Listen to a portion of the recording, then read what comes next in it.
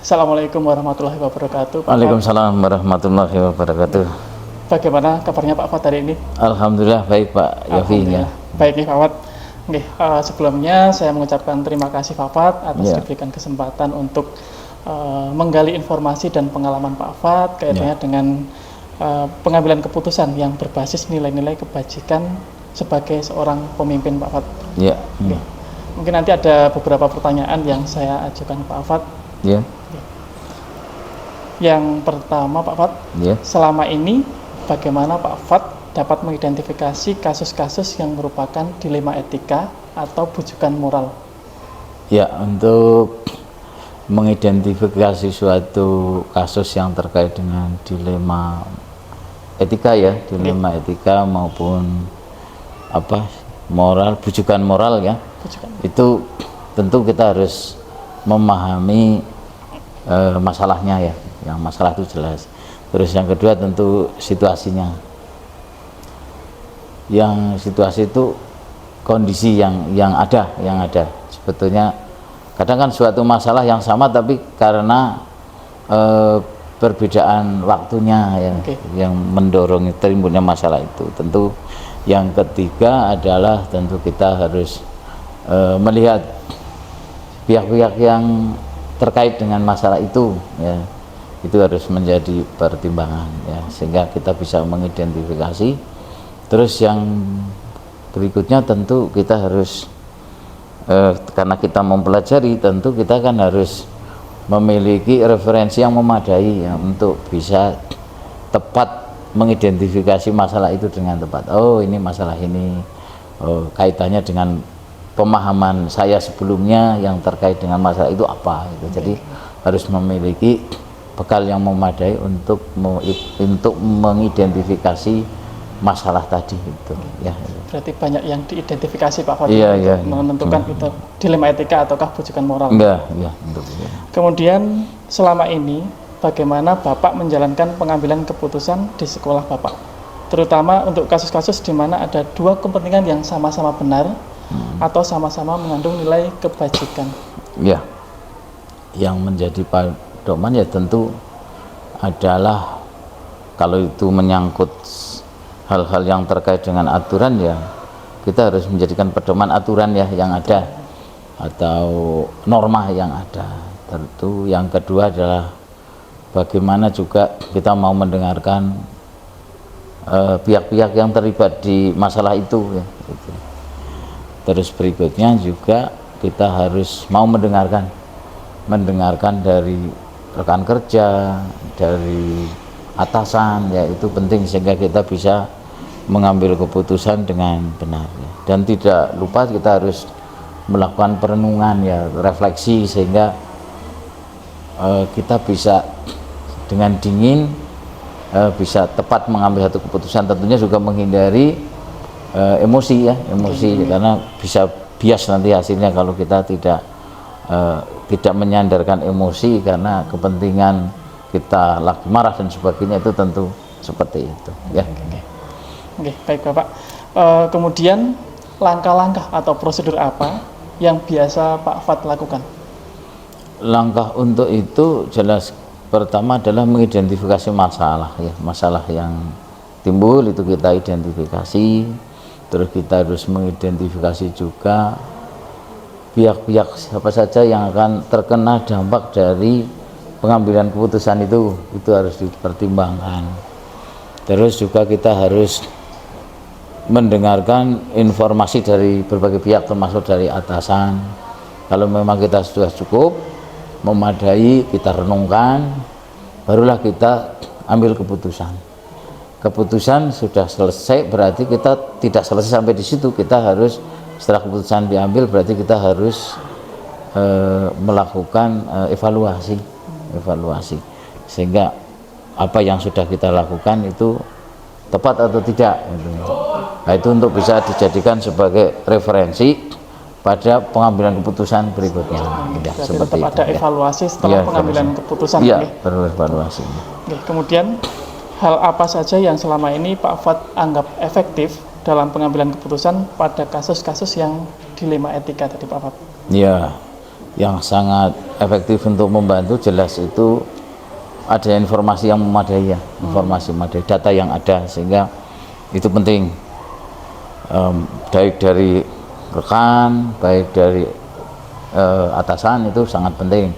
Terus juga kita penting sekali punya istilahnya apa ya, untuk lebih efektif ya, kita punya data ya, pengetahuan terkait dengan masalah itu juga itu akan sangat membantu.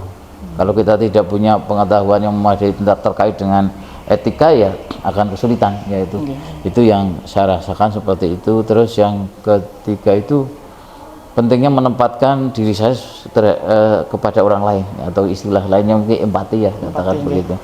Dengan seperti itu akan cukup membantu, cukup efektif ya, seperti itu, untuk bisa kita menyelesaikan dilema etika maupun bujukan moral itu ya. Berarti tadi yang disampaikan Pak Fat yang dianggap efektif gitu. Yang pertama data, pengetahuan dan rasa empati ya Pak Fat. Empati dari seorang pemimpin. Kemudian hal-hal apa saja yang selama ini merupakan tantangan dalam pengambilan keputusan? Tantangan ya tentu seperti biasalah ya, waktu yang kadang-kadang memang kita harus secepatnya didorong untuk mengambil keputusan, tapi sementara waktu yang ada kan tidak memadai gitu ya.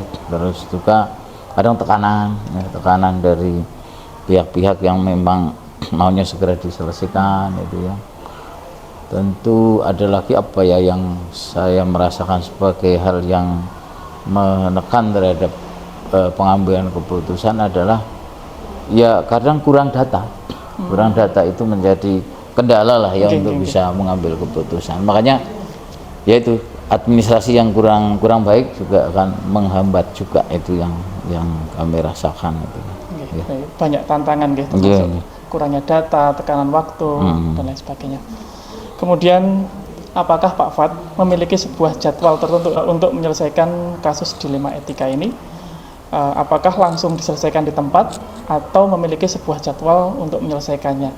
Kemudian bentuk atau prosedur yang seperti apa yang Pak Fat jalankan? Ya, untuk menyelesaikan masalah itu, untuk yang misalnya memang cepatnya ya otomatis ya di tempat lah ya, di tempat. Kalau misalnya itu harus memakan waktu ya kita jadwalkan 2-3 hari misalnya kita harus bertemu ya, mungkin secara maraton atau bahkan mungkin selang beberapa hari itu kita selesaikan. Kalau misalnya memang perlu pengumpulan data ya terkait dengan masalah yang harus dipecahkan.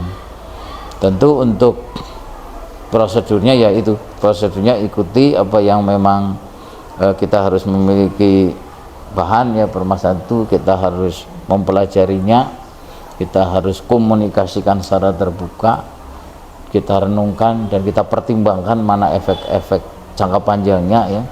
Terus barulah kita mengambil keputusan, dan terakhir kita renungkan ya, kita renungkan untuk menjadi bahan pertimbangan bagi keputusan-keputusan berikutnya. Berarti tergantung situasi permasalahan kasusnya, apakah segera atau menurut jadwal sesuai dengan situasi kasus. Kemudian adakah seseorang atau faktor-faktor apa yang selama ini mempermudah atau membantu Bapak dalam pengambilan keputusan, Pak? Yang mempermudah jelas kerjasama dari teman-teman ya, yang umumnya welcome lah ketika dimintai bantuan untuk menyediakan data, sehingga itu sangat membantu. Atasan yang juga terbuka ya untuk bisa menerima konsultasi dari kami, itu jelas sangat membantu. Terus yang juga kami rasakan ya bekal yang memadai tentang pengetahuan norma ya, tentang pemahaman tentang etika, itu akan sangat membantu di dalam pengambilan keputusan. Selain itu juga keterbukaan tiap pihak yang terkait dengan masalah itu lebih terbuka, sehingga masalah itu bisa mudah, bahasa Jawanya itu gampang diudari ya. Karena kita terbuka. Kalau kita menyembunyikan ya agak susah dan bisa keputusan yang diambil tidak tepat, karena memang bukan itu masalahnya yang sebenarnya. Keterbukaan penting, dan menurut saya juga administrasi yang baik itu sangat membantu ya, sangat membantu itu ya. gitu. Keterbukaan ya Pak Fat, jadi Iya, biar nggak ada yang ditutup-tutupi, Iya, sehingga iya. permasalahan segala bisa diudari Pak. Iya. Ini pertanyaan terakhir Pak Fat. Iya. Dari semua hal yang telah disampaikan tadi, pembelajaran apa yang Bapak petik dari pengalaman Bapak selama ini? Ya, dari sana saya bisa merasakan bahwa pentingnya kita itu berkomunikasi lebih terbuka, baik di yang menyangkut kedinasan di sekolah maupun mungkin di luar gitu ya. Banyak masalah-masalah yang sebetulnya ringan tapi akan berdampak ya nggak baik karena kurangnya keterbukaan ya. Dan ini memang terutama pakai layanan kita pada anak ya. Anak itu kan sangat susah untuk mau menceritakan tentang masalah-masalahnya gitu ya. Mereka mungkin takut dan sebagainya, malu dan sebagainya. Ini maka penting sekali kepala sekolah, guru, TU, siswa itu harus punya keterbukaan ya. Yang berikutnya adalah ya tentu saya merasakan bahwa pentingnya kita itu selain tadi komunikasi yang terbuka, itu tentang empati, membangun empati yang saya rasakan menjadi akan terbangun ya ketika kita terlibat dalam pengambilan keputusan-keputusan itu, karena apa yang menurut kita itu bukan suatu masalah, tapi bagi orang lain itu masalah yang sangat penting. Bahkan mungkin kita nggak pernah menghadapi masalah seperti itu, tapi orang lain memang menghadapi masalah yang seperti itu ya, yang di luar pemikiran kita ya, seperti itu. Kalau kita bisa empati, kita bisa menempatkan diri kita pada orang lain, itulah yang saya rasakan itu seperti itu ya, rasa empati. Terus tadi apa katakan saya menjadi lebih terbuka ya. Itu yang kami rasakan. Dan juga memang saya merasa harus menjadi pembelajar ya, yang terus belajar, karena permasalahan itu semakin beragam, apalagi semakin kesini yang dulu nggak pernah ada sekarang ada, yaitu harus menjadi pembelajar yang baik ya, seperti itu ya. Oke, pengalaman yang luar biasa dari Pak Fat sebagai ilmu bagi saya Pak Fat yang luar biasa. Semoga nanti kedepannya saya menjadi ketika diberi kesempatan untuk menjadi pemimpin bisa mengambil keputusan dengan nilai-nilai kebajikan. Amin. Terima kasih sekali Pak Fat, waktunya, kesempatannya dan lain sebagainya. Terima kasih yang mungkin bisa saya sampaikan. Terima kasih. Assalamualaikum warahmatullahi wabarakatuh. Waalaikumsalam warahmatullahi wabarakatuh.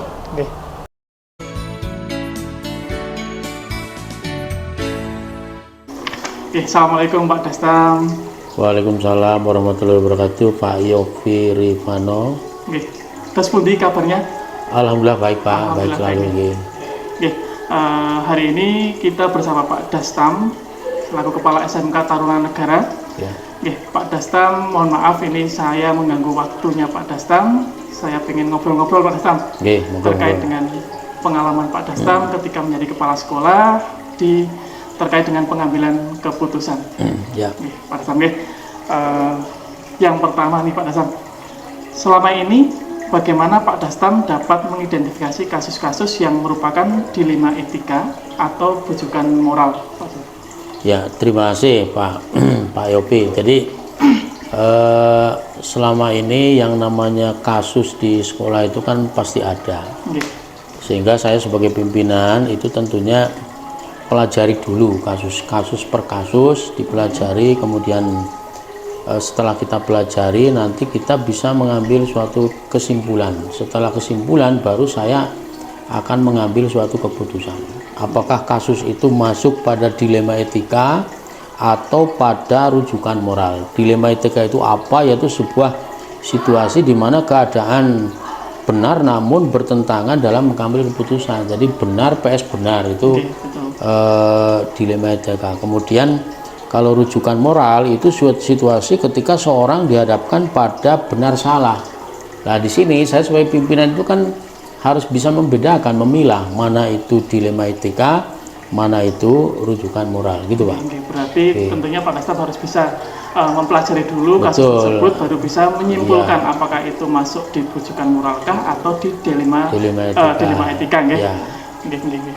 Kemudian selama ini Pak Dastam dalam menjalankan pengambilan keputusan di sekolah Pak Dastam, terutama untuk kasus-kasus di mana ada dua kepentingan yang sama-sama benar atau sama-sama mengandung nilai kebajikan. Jadi dua kasus ini sebenarnya bingung. Ini karena benar semua Pak Dastam, tapi tetap harus diambil satu keputusan. Nah, seperti apa dalam menjalankan pengambilan keputusan di sekolah Pak Dastam? Oke, terima kasih Pak Yopi. Jadi sebelum saya mengambil suatu keputusan sebagai pimpinan atau kepala sekolah di SMK Tarunanegara, tentunya terlebih dahulu saya harus istilahnya mengumpulkan fakta, ya. Jadi masalah itu kan harus didukung dengan data dan fakta. Jangan sampai kita dalam mengambil keputusan itu hanya berdasarkan informasi sepihak. Sehingga kalau kita berdasarkan data dan fakta, buktinya ada, saksinya ada, kita dalam menyelesaikan masalah itu lebih fair, lebih objektif, dan insya Allah mengurangi mengurangi sudon atau lebih cepat dalam mengambil suatu keputusan, gitu Pak. Jadi kita dasarnya fakta. Yang penting fakta yang utama, fakta dan data. Fakta, kemudian data-data yang ada dalam kasus tersebut. Betul.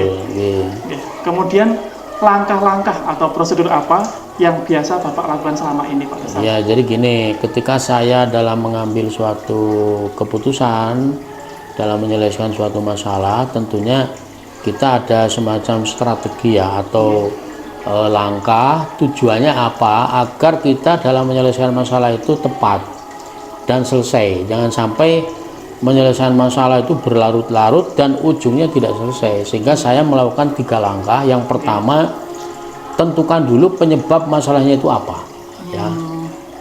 Kalau sudah tahu penyebabnya apa, contoh misalnya anak itu berkelahi, itu penyebabnya apa? Mungkin dia mempertahankan harga diri.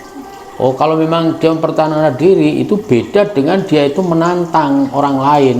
Sehingga kami juga akan membela, oh penyebabnya ini. Contoh lagi yang lain, misalnya ada guru yang tidak masuk selama 1 minggu, penyebabnya apa? Oh, ternyata sakit, tapi sakitnya dia itu tidak memberitahu, ternyata betul-betul sakit.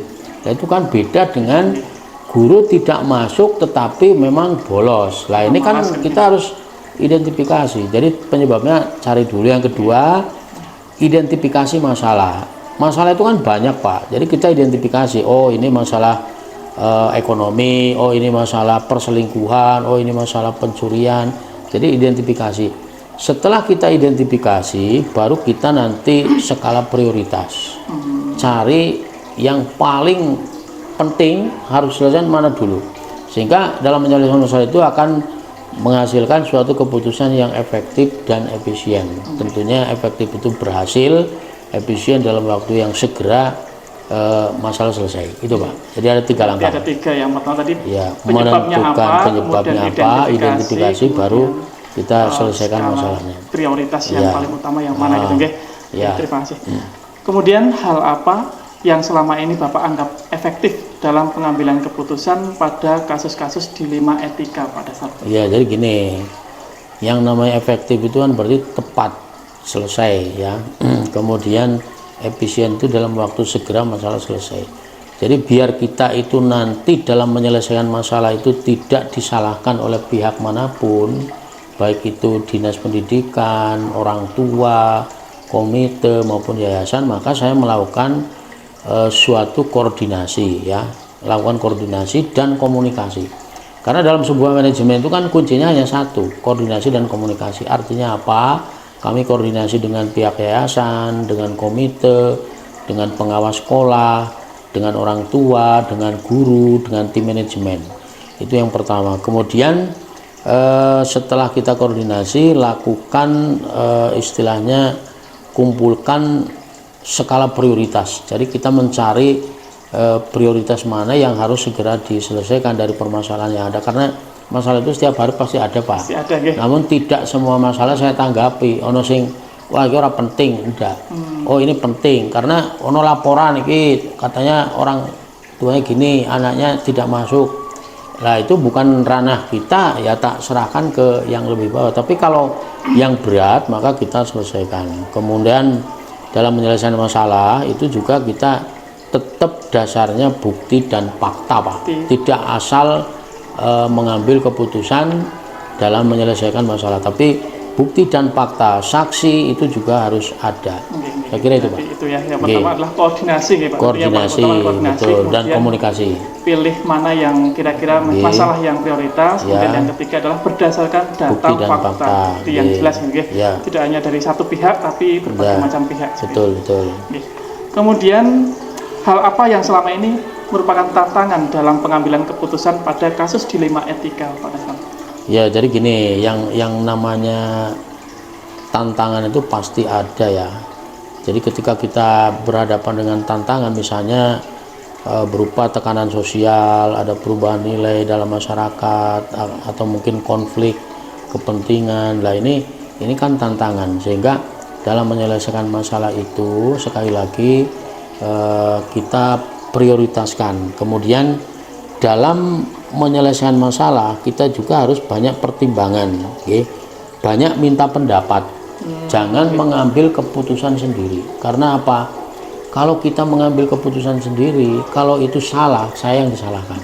Tapi kalau dalam mengambil keputusan itu berdasarkan banyak pertimbangan, baik itu secara vertikal maupun horizontal, saya minta pertimbangan dari teman-teman kepala sekolah, minta pertimbangan dari ketua yayasan, dari pengawas sekolah, dari dinas pendidikan, dari orang tua, mungkin dari guru. Nah, ketika nanti itu benar, itu bukan keputusan saya, tetapi keputusan bersama. Ketika itu salah, itu juga memang kesalahan bersama. Itu, Pak. Jadi kita selalu istilahnya minta pendapat ya. Kemudian dari sudut pandang ini juga ada rasa kemanusiaan dan tidak merugikan orang lain. Dalam mengambil keputusan itu kita juga harus mempertimbangkan rasa sosial. Kalau saya mengambil keputusan, contoh misalnya ya, anak nakal berkelahi langsung saya keluarkan, itu kan ibaratnya tadi di depan itu ada istilah namanya rujukan moral, benar PS salah, ya kan? Benar kalau tidak dikeluarkan, salah karena dia berkelahi. Ini kan keputusan yang berat. Tetapi saya berusaha untuk kalau saya keluarkan anak itu nanti bagaimana? Nasibnya nanti nganggur, nakal, bisa nakal. Lebih nakal lagi. Kalau tidak saya beri sanksi, nanti juga mungkin merembet. Sehingga tetap saya pertahankan, ya walaupun dia salah, tetapi saya bina, Pak. Mungkin minta tolong dari kepolisian, dari tentara untuk membina, atau diskors 1 minggu atau 2 minggu. Tapi tetap setelah itu anak kembali. Ini memang nggak mudah, Pak. Itu pertimbangan sosial dan kemanusiaan. Nanti dampaknya jangka panjang, Pak. Betul, Kemudian apakah Pak Dastam memiliki sebuah tata kala atau jadwal yang dalam sebuah penyelesaian kasus dilema etika? Apakah Bapak langsung menyelesaikan di tempat atau memiliki sebuah jadwal tersebut untuk menyelesaikan bentuk atau prosedur apa yang Bapak jalankan? Ya, jadi gini, dalam menyelesaikan masalah itu kita tidak punya jadwal, tetapi ketika ada masalah langsung kita selesaikan. Lebih cepat, lebih baik. Karena pada prinsipnya hidup itu masalah. Tidak ada orang hidup tanpa masalah. Tidak ada pemimpin dimanapun di dunia ini yang tidak berhadapan dengan masalah. Makanya masalah ada pasti, namun harus segera diselesaikan. Jadi kita ada masalah langsung, tidak ada jadwal. Misalnya nunggu 1 bulan, nunggu tahun depan, enggak. Itu, Pak. Jadi langsung segera diselesaikan agar tidak merembet minum ini. Ya, betul. Kemudian adakah seseorang atau faktor-faktor apa yang selama ini mempermudah atau membantu Bapak dalam pengambilan keputusan dalam kasus-kasus dilema etika, Pak Dastam? Ya, jadi gini, kalau dalam pengambilan keputusan jelas kita koordinasi ya dengan wakil kepala, dengan tim manajemen, dengan komite, dengan pengawas, kemudian dengan yayasan.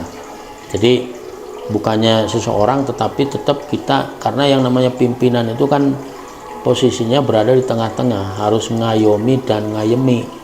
Ngayomi itu artinya melindungi, ngayemi berarti kan memenuhi ya, memenuhi artinya kita di sini tetap kerja tim, Pak.